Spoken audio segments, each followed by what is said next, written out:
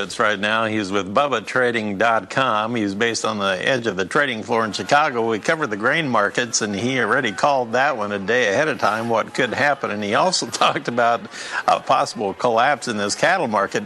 Now, I want to show you something, Todd, here as we begin this discussion. We got an update from USDA at mid-morning, and the beef cutout values had a sharp rally. They're over $2 higher on the choice cuts.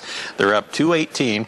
Selects are up 57 cents today, and yet when we look at the cattle futures, everything is limit down today. All right, explain. Well, I mean, we already priced. All that information's been priced into the market. You have to assume that the footprint that the market leaves you is telling you that they're well ahead of the news you're going to get. We had these rallies yesterday. We were looking for 145 at the top end of cattle, and we said from that point in live cattle, we should see a pretty significant break. What do we get? We're getting a limit down move here. In feeder cattle, we thought that 195 would be the key level. We're getting a significant break here. Look, we're going dramatically lower here. The charts themselves and the demand. Remember, I heard you talking this morning with AJ, the guy from Franklin. There's not much demand out there right now because the average person can't afford to buy it. So we're going to keep building the supply and keep these prices here. People can't buy it, so we're not going to have that big demand curve. Supply is going to build. Prices are going to fall. We're significantly overpriced in these markets. They've been, I feel, a little bit artificially held up here for a longer period of time. I'm looking for significantly lower prices. I think if we look at the charts and go out in the future, you'll see that the prices are much lower as we go out. So is this kind of a chicken and egg type thing where you have the collapse taking place in the lean hog futures for an extended period of time and the cattle just couldn't keep going up in the face of that? I think that the lean hogs are a separate animal themselves, believe it or not.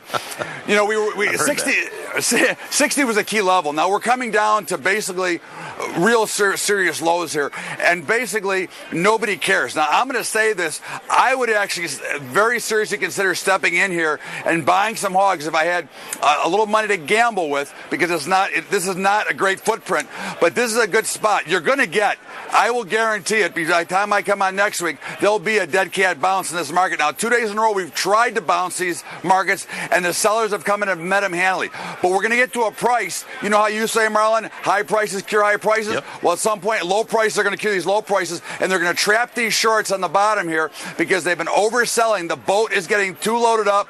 The pig is getting too fat down here, and they're going to get trampled, and you're going to see a big move up here pretty soon. So you're thinking speculators are on the sidelines licking their chops right now? I think so, because I think you're going to see a pretty good short covering rally here any day. Now, whether that'll lead to higher prices in the future, it looks like we want to see higher prices, but from just this short period of time here, the way we've gone down is just total selling, we're selling them, we don't care, that's it, goodbye. But we're going to see a pretty good dead cat bouncer, I'd say, in the next 3 or 4 days. So where are the commodity funds right now positioned in the meat markets?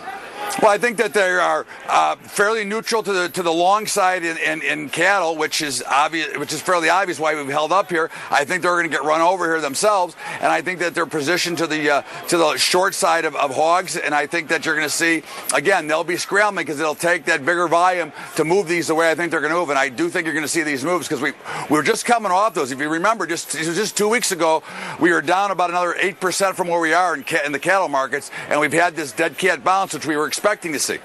Wow, crazy times in the animal markets. All right, thank you. I appreciate it, Todd. Todd Horwitz with BubbaTrading.com right there in